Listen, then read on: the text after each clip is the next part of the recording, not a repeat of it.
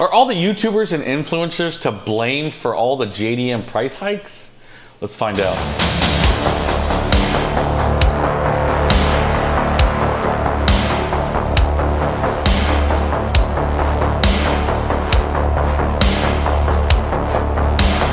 So, ladies and gentlemen, boys and girls, welcome back to another video. It is good to see you. Thank you so much for the response on the last one. Couple of updates. The giveaway stickers have all been sent out, so you should be receiving them any day now in the next couple of days.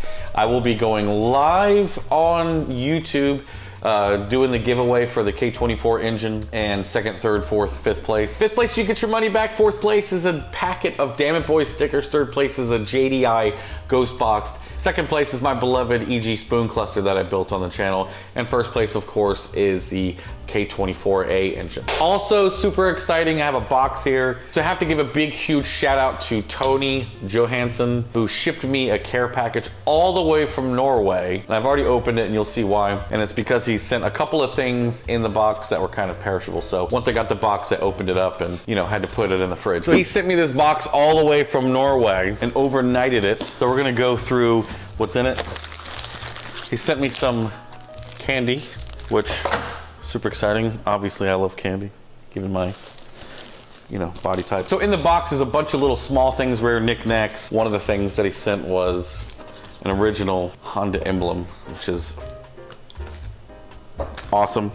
Amazing box here with an original set of corners for EF, which I'm super excited about. Even those are getting hard to get a hold of. Amber bumper lights, which can't go wrong with original. Sent me a Mugen flag, a Honda hat, a couple more flags and some stickers. Actually sent me a bunch of old school Password JDM stuff, which if you guys don't know, Password JDM has been out of business.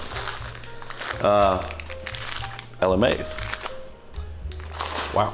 Nice 6-speed shift knob. Put that right here. And he actually sent me a couple other things that are really amazing. If you follow me on Instagram, you could probably take a guess. One of the first things that he sent me was a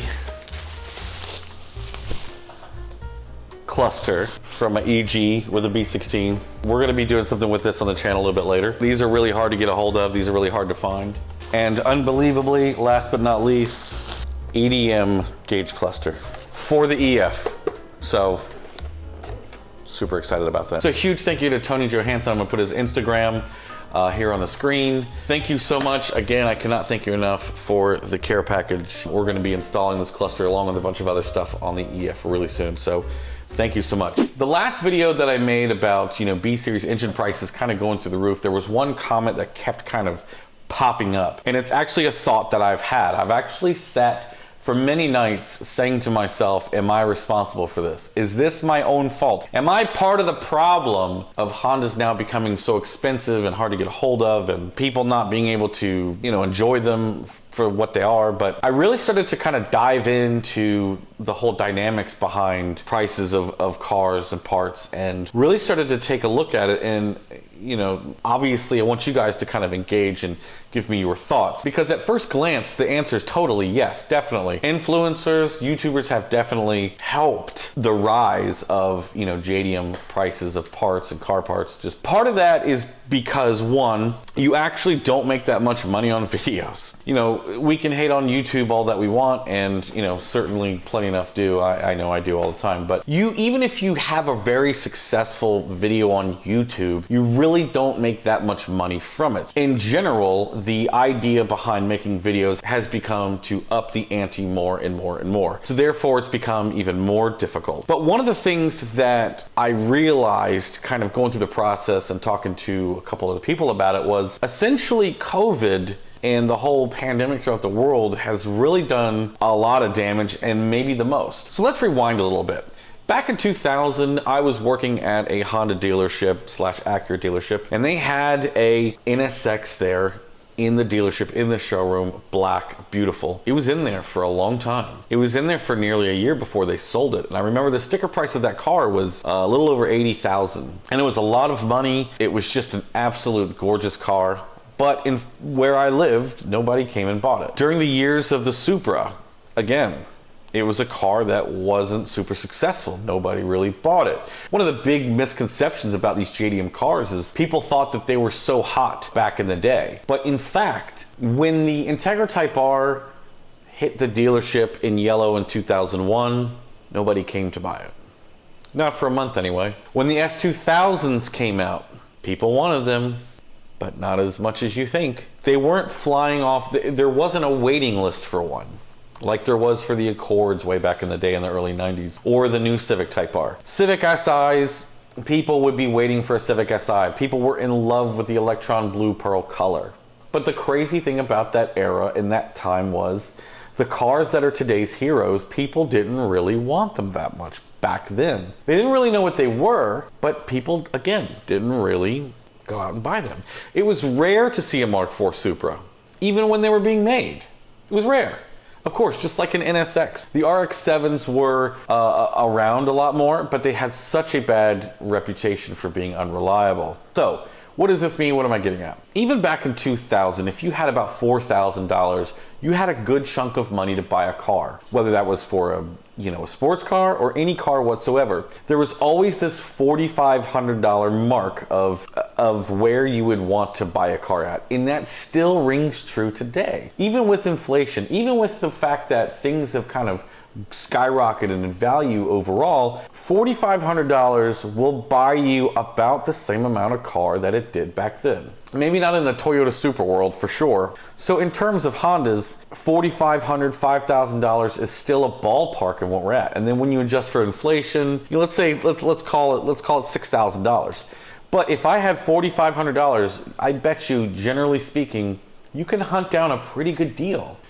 It's and again, it's now cheaper to have, it's definitely more affordable to buy a car that already has the engine you want in it, instead of just buying the engine and then selling it off, taking it out, parting it out, or whatever. In the reality of things, the market has skyrocketed, but inflation has too. But for the most part, the reason why things have actually become really expensive in the last year or so is because of COVID. It's because of the pandemic. Ever since things got shut down, that's when the real price hike started, because you could still get a hold of things for generally around the same prices that they've been going for years. A Type R swap, a B18C Type R swap back in 2005 would cost you $4,000, and in 2018 they were still around $4,000. They might have creeped up to about $5,000, but now over the last 2 years they're now nearly over 10, 8 to 10, just depending on the condition and where you buy it from. With that being said, can we blame influencers and YouTubers for pushing the desire for JDM cars to an obscene level? The fact is that people are more prosperous today than they were 10 years ago. And yes, the Supra and the RX-7 and the Skyline have all been, cars that have been desirable. But the fact is that these cars are going up and up and up in price because the whole world is wanting these cars. One of the things that you may not be aware of is that there's actually YouTubers, influencers, enthusiasts in other countries. I actually watch a lot of Honda YouTube channels that are based in the Philippines. I can't understand anything that they're saying, but the car content is there and it's amazing. But one of the biggest things that we have to look at is we have to almost blame Japan as well, because Japan is a user of Instagram, YouTube, Facebook, and there have been certain trends that have been the US going to Japan, viewing what's going on in Japan, posting it on the internet, and then it becomes more popular, yes. But that's also true of England, Scotland, the Philippines, Ireland. Motorsports and enthusiasts have been around for a long time. And the fact is that well before the Fast and the Furious, these cars were desirable. But the thing was that people didn't have money. Nowadays, a lot more people have a lot more money. Mark from the future here. The footage got corrupted from here on out, so I'm refilming it.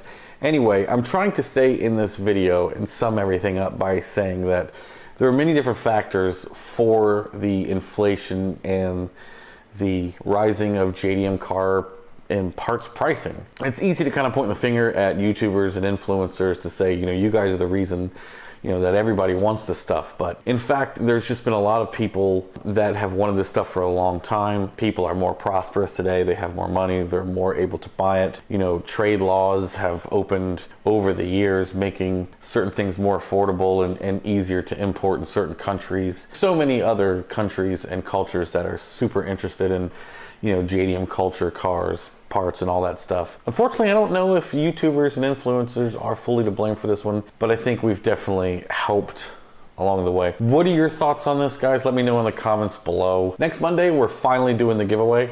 We're gonna go live on YouTube and we're going to pick our tickets. Everybody should have their tickets by then and their stickers through the mail.